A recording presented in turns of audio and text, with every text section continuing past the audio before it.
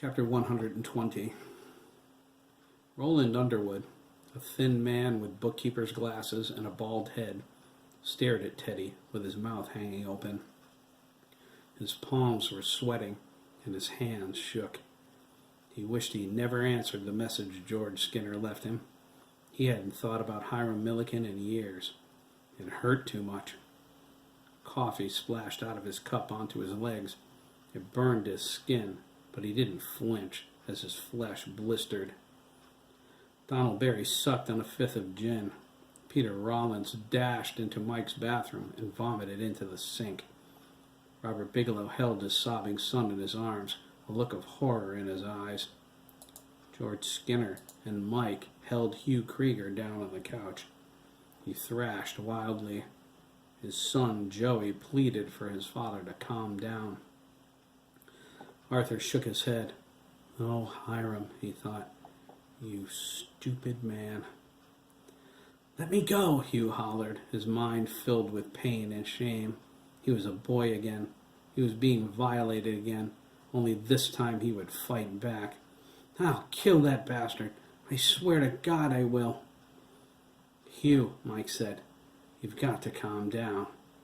"Dad, please," Joey echoed. His pale gray eyes brimmed with tears. His strawberry blonde hair was all askew. "No!" Hugh cried, his face flushed. "I'll..." Robert jumped up and pushed the others aside. He grabbed Hugh by the collar, twisting the shirt up in his fist. "You'll do what, you moron?" he snapped, shaking Hugh. "Commit murder? This is your fault, Hugh." He glared around the room. "It's all your fault. You're all to blame." Hugh's eyes went insane as he looked into the men's faces. Then he saw the boys' frightened expressions, saw the fear in his son's eyes, and his rage crumbled. He reached out for Joey. Robert released him. Hugh held his son close and wept. Robert pulled Teddy over and pressed him against his thigh.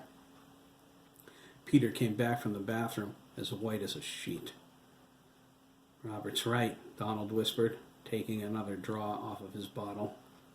"It's our fault." "Well, you may think so," Arthur snapped, crossing his legs. "You don't?" Sandra asked. Everyone looked at Arthur. He sighed. "Mrs. Dougan," wiping his eyes, "I'm not ashamed of being gay. Hiram never took anything from me that I didn't freely give him. Despite my age, I knew what I wanted."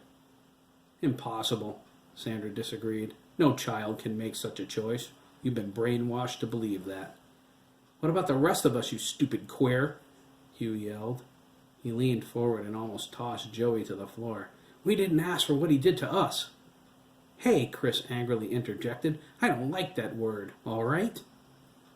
"Chris," Sandra said, leaning over the kitchen counter, "are you trying to say that you're gay too?" "Not that it has anything to do with it," Chris snorted, "or that it's any of your business, but yes, I am." "You probably liked it too, just like Arthur," Hugh said. "Don't say that," Joey snapped, glaring at his father. Hugh covered his face with his hands. "I'm sorry, Joey, okay? I'm sorry." "You should have said something back then," Roland said. George said, "It's my fault he got you in the first place, Roland. I brought you there. But I went." "But we didn't know what he was," Hugh cried. "Not at first." "You could have gone to the police after it happened," Robert snapped. "You could have said something." "Oh, bullshit, Bigelow," Donald exclaimed, his words slurring. "My father would have beaten me to death."